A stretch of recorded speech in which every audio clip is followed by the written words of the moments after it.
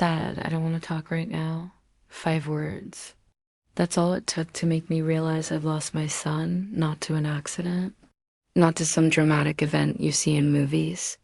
I lost him slowly, quietly, one conversation at a time, until the boy I'd raised, the kid who used to tell me everything, became someone I couldn't reach anymore. I'm standing in his doorway right now as I tell you this. Well, not literally right now, but this is where it all came crashing down for me 3 months ago, Tuesday evening, 6:47 p.m.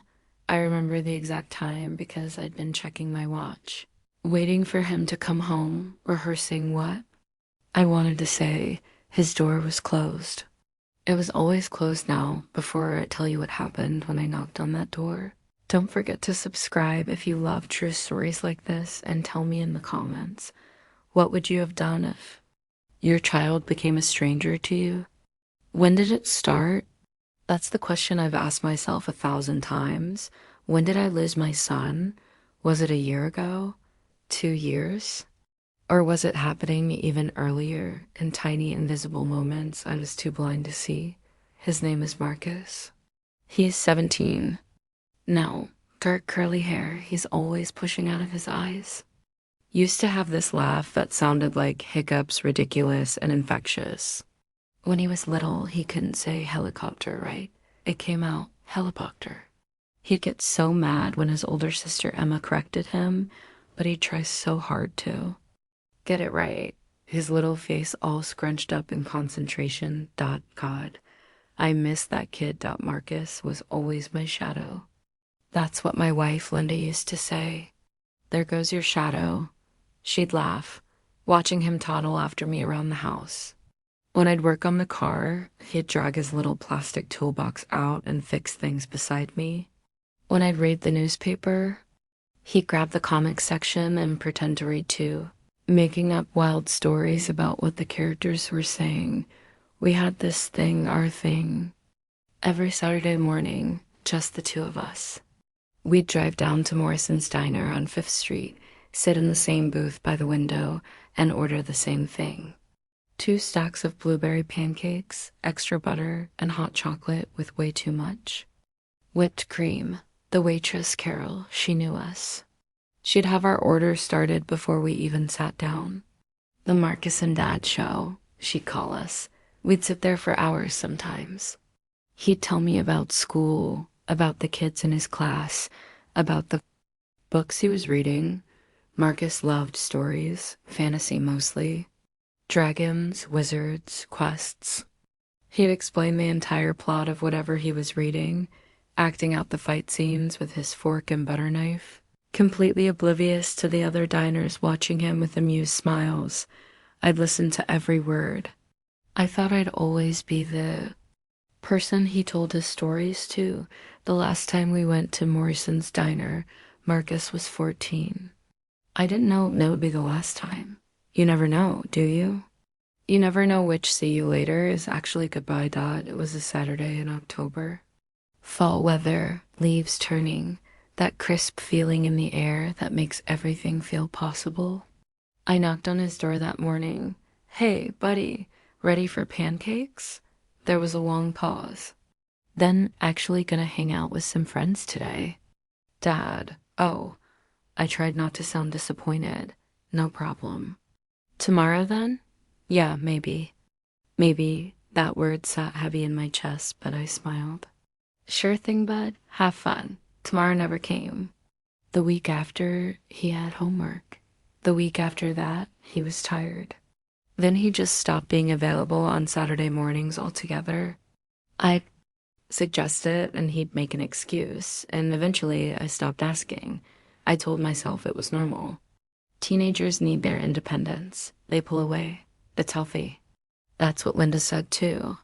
He's growing up, Thomas. This is what they do. But something felt different. This wasn't just growing up. This was ... disappearing. The changes came gradually. That's the thing nobody tells you about losing someone slowly. You don't notice the individual moments because they're so small. It's like watching a photograph fade. You don't see it happening. But one day you look at it and realize you can barely make out the faces anymore. Marcus started spending more time in his room. Door closed. Always closed. When he did come out for dinner, he'd barely eat, pushing food around his plate, answering questions with one-word responses. How was school? Fine. Anything interesting happen? Nope. You okay, buddy? Yeah. His eyes never left his phone. That damn phone. I wanted to grab it out of his hands, but I didn't. I thought I was being respectful, giving him space. I didn't realize that space was becoming a canyon neither of us knew how to cross. The laugh disappeared first. That ridiculous hiccup laugh. I didn't hear it for months, and when I finally noticed its absence, the realization hit me like a punch to the gut. When was the last time I heard my son laugh? His friends changed. The kids he'd grown up with, Jeremy and Alex and that tall kid with the braces, Kyle, they stopped coming around. Instead, there were new names I didn't recognize.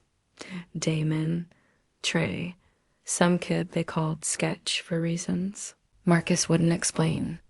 You should invite them over, Linda suggested one night, after Marcus mentioned Damon for the 5th time in a conversation. We'd love to meet them. Marcus's response was immediate and cold. They're not really meet the parents kind of people, Mom. What does that even mean? I wanted to ask, but I didn't.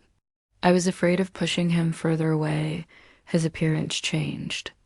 2. The kid who used to wear graphic tees with superhero logos started wearing all black, oversized hoodies, even in summer. Dark jeans ripped at the knees. His hair grew longer, hanging in his face. He started wearing this cologne that smelled like smoke and cedar sharp and bitter. Nothing like the kid who used to smell like grass stains and kid sweat after playing outside. The first time I caught him in a lie. He was 15. It was a Thursday night around 10:30. Linda and I were getting ready for bed when I realized I hadn't seen Marcus in a couple hours. I walked down the hall and knocked on his door. No answer. I knocked again. Marcus? Nothing. I opened the door, something I rarely did, respecting his privacy, and the room was empty, window open. Cool night air flowing in. My heart started pounding. I checked the whole house. Not there. I called his phone. Straight to voicemail. I called again and again. He walked in the front door at 11-15. Double quotes. Where the hell were you? I didn't mean to yell. The fear came out as anger. He barely looked at me. I was just at Alex's. Lost track of time. Your phone was off. Battery died. You climbed out your window. The front door was locked. I didn't want to wake you. Each answer came smooth and quick. Too quick. I knew he was lying, but I couldn't prove it. And the way he looked at me like I was the problem, like I was being unreasonable, made me question myself. Was I overreacting? Maybe he really was just at Alex's.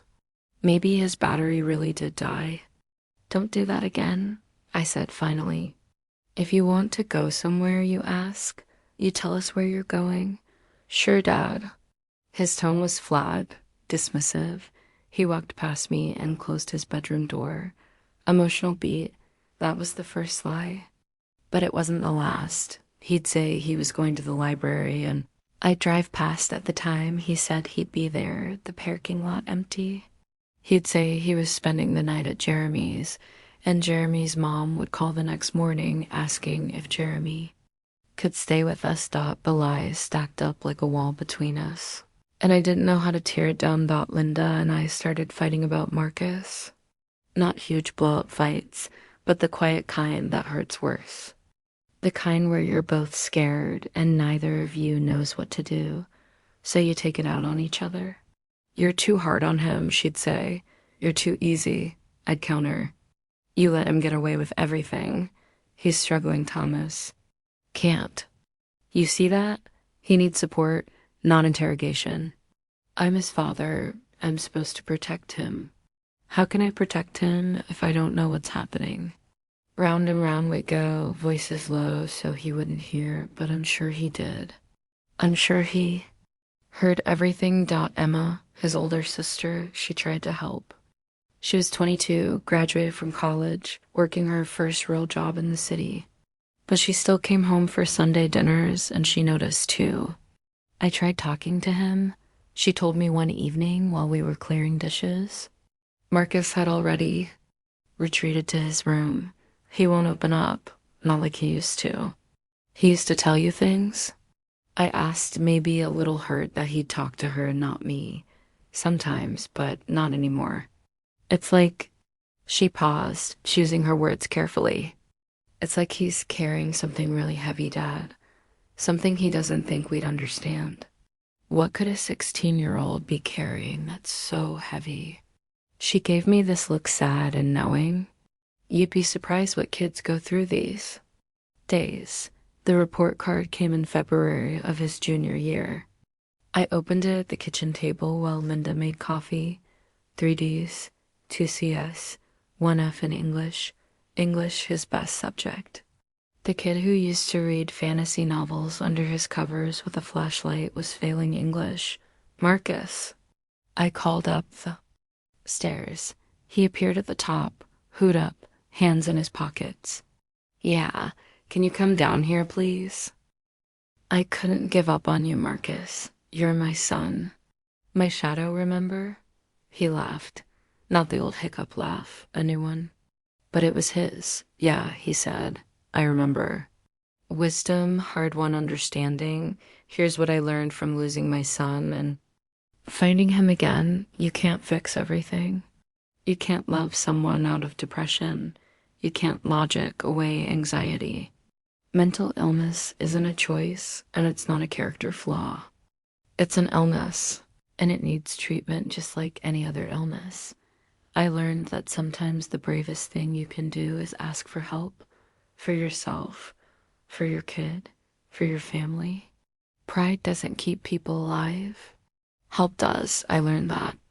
The distance between parent and child sometimes isn't rebellion or disrespect. Sometimes it's pain. And pain makes people pull away because they don't want to burden the people they love. I learned that I'm not a perfect father. I made mistakes. I focused on the wrong things. I missed signs I should have seen, but perfect isn't the goal. Present is the goal. Available is the goal. Willing to learn and adapt and change, that's the goal. Most importantly, I learned that the kid I raised didn't disappear. He just changed. He's still in there. Different, yes. Marked by what he's been through, but still Marcus. Still my son, and I learned to love this version of him too, not in spite of his struggles, but with full knowledge of them. To love someone isn't to love a perfect version of them. It's to love all of them, the light parts and the dark parts, the easy days and the hard ones. It's been 18 months since that night I found his journal. Marcus is 18 now, senior in high school. His grades aren't perfect, but they're better. CS and BS mostly. 1A in creative writing. He's writing again, not in a dark journal hidden in his mattress, but in notebooks he sometimes shows. US, stories about characters who fight monsters, both external and internal. He's talking to us more, not every day. Sometimes he still needs space. Sometimes he still has bad days where the world feels too heavy. But on those days now, he tells. US, I'm having a rough day, he'll say. And we know what that means. We give him room but stay close. Check in without hovering. He's planning for the future. Maybe community college first, then transferring. Maybe a gap year. He doesn't know yet, and that's okay. He's still figuring it out. We all are. Last week he asked if we could make Saturday. Morning pancakes a regular thing again? Like before? I asked. No, he said, not like before. Before is gone. But we could make a new tradition, different, but ours. Pause, emotional, and that's what we're doing. Making new traditions. building something different, but just as valuable. Maybe more valuable because it's built on truth instead of pretense, on acceptance instead of expectation. If you're watching this and you recognize your own kid in Marcus's story, if you felt that same helpless feeling of watching someone you love slip away, I want you to hear this. You're not alone. This isn't your fault, and it's not too late to talk to them. Really talk, not at them, not to correct or fix, but to listen. Ask how they're doing and actually wait for the answer. Pay attention to the silences as much as the words. Look for the signs. Changes in behavior, isolation, falling grades, loss of interest in things they used to love, sleeping too much or not enough, changes in appetite, giving away possessions, talking about feeling hopeless or worthless. And if you see those signs, get help. Call a doctor, find a therapist. Don't wait. Don't assume it's just a phase. Don't tell yourself they'll grow out of it. Some kids do, but some don't. And you don't want to find out too late which category your kid falls into. Be willing to change your approach. What worked when they were 10 might not work at 15. They're growing, changing, struggling with things we didn't struggle with at their age. The world is different now. The pressures are different. Meet them where they are, not where you want them to be, and forgive yourself for the mistakes, for the things you missed, for being human. Your kid doesn't need a perfect parent. They need a present one. Tender, emotional. A few months ago, I found something in my desk. An envelope with my name on it in Marcus's handwriting. Inside was a letter. He'd written it after one of his therapy sessions and left it for me to find. I'm going to read part of it to you. Dad, I know I put you through hell. I know there were nights you probably didn't sleep, wondering if I'd be okay. I know I pushed you away when you were trying to help. I'm sorry for that. But I also want you to know something. You didn't lose me. Even when I was at my worst, even when I couldn't feel anything else, I felt you there, trying, caring, not giving up. That mattered more than you know. You always said I was your shadow, but for a long time you were mine, following me into the dark places, making sure I wasn't alone. Thank you for that. Thank you for seeing me even when I couldn't see myself. Love, Marcus. Pause, collecting himself. I keep that letter in my wallet. On the hard days, and there are still hard days, I take it out and read it. Reminds me why we fight, why we keep trying, why love matters even when it feels like it's not enough. Because it is enough. It's not everything. It doesn't fix everything, but it's the foundation. And sometimes the foundation is all you need to start building back up. Final. Reflection, full circle. So here's what I want you to take away from my story. The kid you're worried about, they're still in there. Underneath the anger, the silence, the distance, they're still in there, and they're scared. Scared of what they're feeling. Scared of disappointing you. Scared that if you really knew what was going on inside their head, you'd stop loving them. Your job isn't to fix them. Your job is to stay, to keep showing up, to keep the door open, to be the safe place they can return to when they're ready.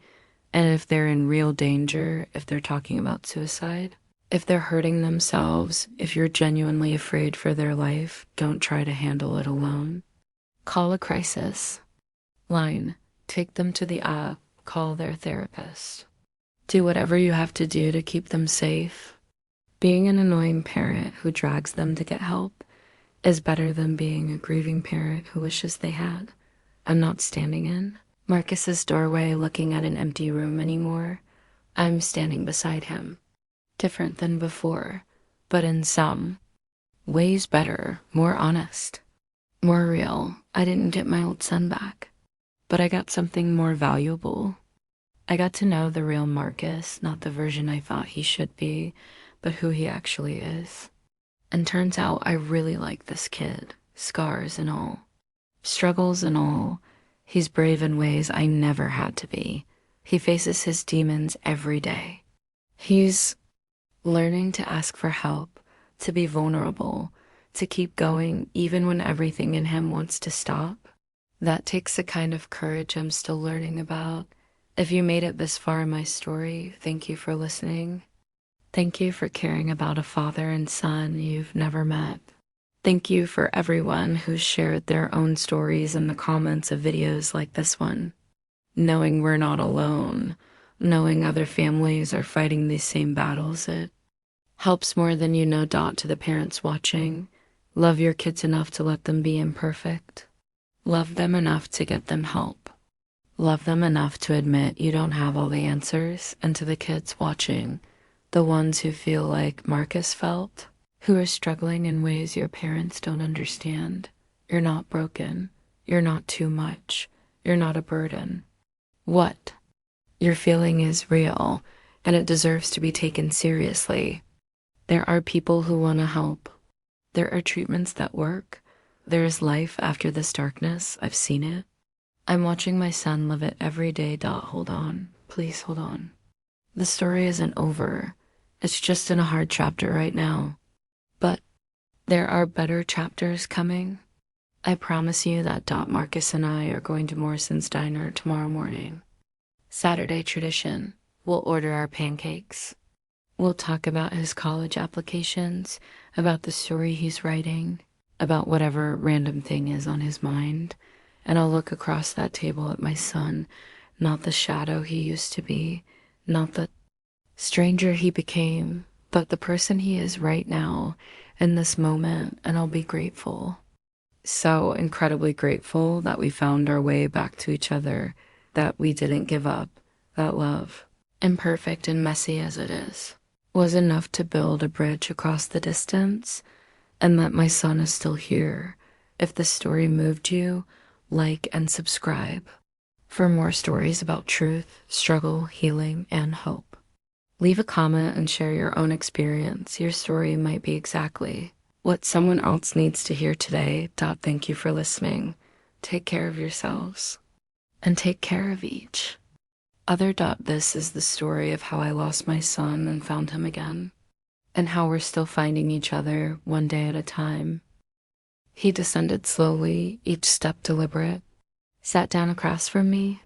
Wouldn't meet my eyes. I slid the report card across the table. He glanced at it, no reaction. Like I'd just shown him a grocery receipt. You want to explain this to me? He shrugged. That's it? A shrug? Marcus, you're failing English. You used to love English. I don't anymore. Voice rising with frustration. What happened? Talk to me. Are you having trouble with the work? Is something going on with the teacher? I'm fine, Dad. I just don't care about school right now. You don't care? I heard my voice getting loud, but couldn't stop it.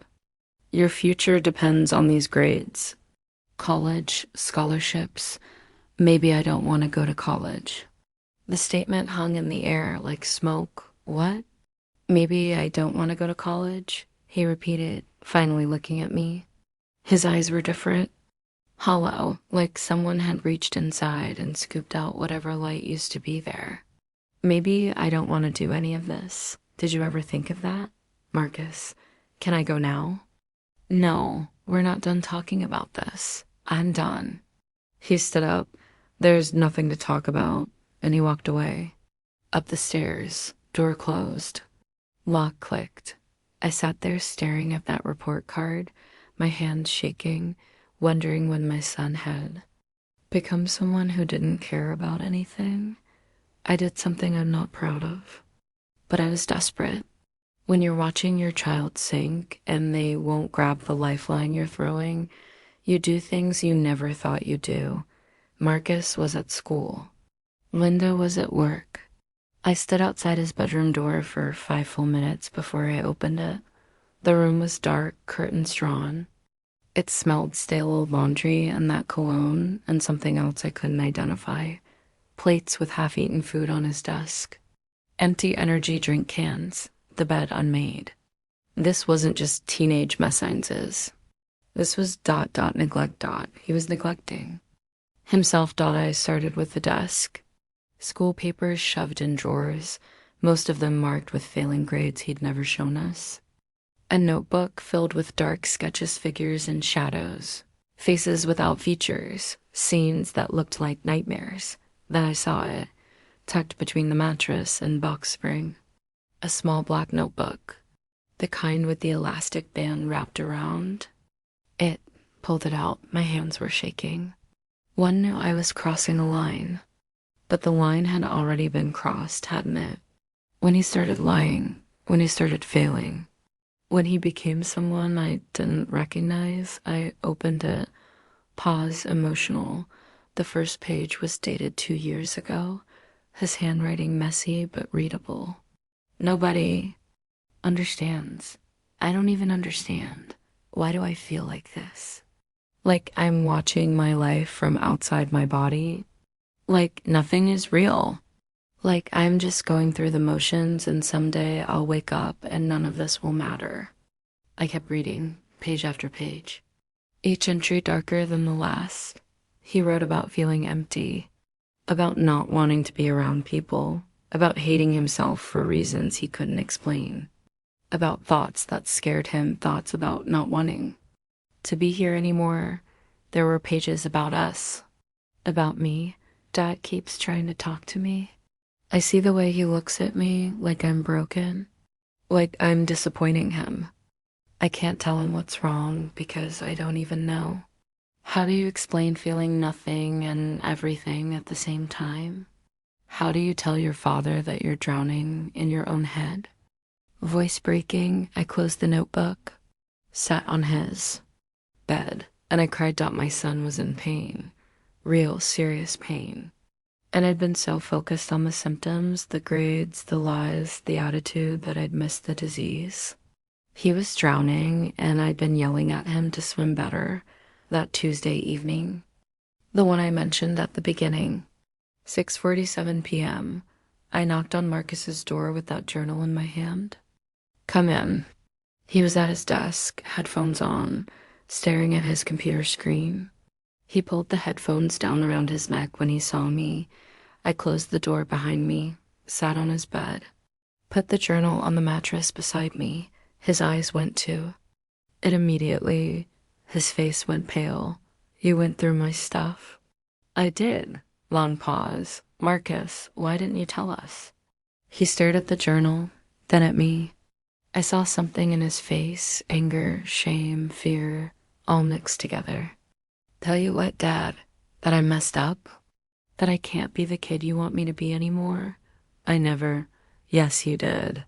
His voice cracked. Every time you look at me, I see it. Disappointment, confusion, like you're trying to figure out where your real son went. Well, guess what? This is your real son. This is me, and I hate it. I hate feeling like this. I hate that I can't just be normal. I hate that I'm failing everything. I hate that I lie to you, but I don't know how to stop.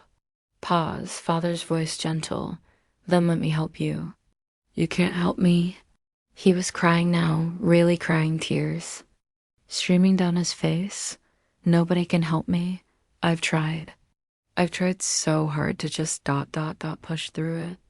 To pretend everything's fine, but it's not fine. Nothing's fine. And I'm so tired, Dad. I'm so tired of pretending. I moved to his desk chair, right in front of him. I wanted to hug him, but I could tell he needed space. Marcus, listen to me. You don't have to pretend. Not with me. Not with your mom. I'm sorry. I'm so sorry I made you feel like you couldn't tell me this. I thought I was helping. I thought if I just pushed you harder, tried to keep you on track, everything would be okay. But I was wrong. I was so wrong. Emotional beat. He looked at me with those hollow eyes, and I saw my little boy in there somewhere. Still there, still fighting. I don't know what's wrong with me, he whispered.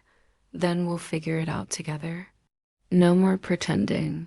No more trying to handle this alone. We get you help. Real help. a doctor, a therapist, whatever you need. And I promise, I won't judge you. I won't be disappointed. I just want you to be okay. I don't know if I can be okay, Dad. Then we'll start with just being honest. Can you do that? Can you let me in? Long pause. Dad, I don't want to talk right now. Those 5 words, the ones that broke my heart at the beginning of this story. But this time, they meant something different. Okay, I said, but I'm not going anywhere. When you're ready to talk, I'm here. 5 minutes from now, 5 days from now, 5 years from now, I'm here. He nodded, wiped his face with his sleeve. I stood to leave, got to the door, then turned. Back, Marcus? Yeah, I love you, no matter what. No matter what you're going through or what you're feeling. That never changes. He didn't respond, but he looked at me, really looked at me for the first time in months. I left his door open. The next morning, Marcus came down to breakfast. Actually came down. Sat at the table while Linda made eggs. Can we be he pause, swallowed. Can we talk about the help thing? Like, what that would look like. Linda's eyes met mine across the kitchen. Hope and fear and relief all at once. Of course, she said. We can call doctors today. Find someone you feel comfortable with. And that's what we did, Dot, if this story is touching your heart. Like and subscribe for more stories about real families, real struggles, and real hope. Drop a comment and tell me, have you ever felt like you were losing someone you loved? Pause. I'm not going to lie to you and say everything got better overnight. It didn't. Recovery isn't a straight line.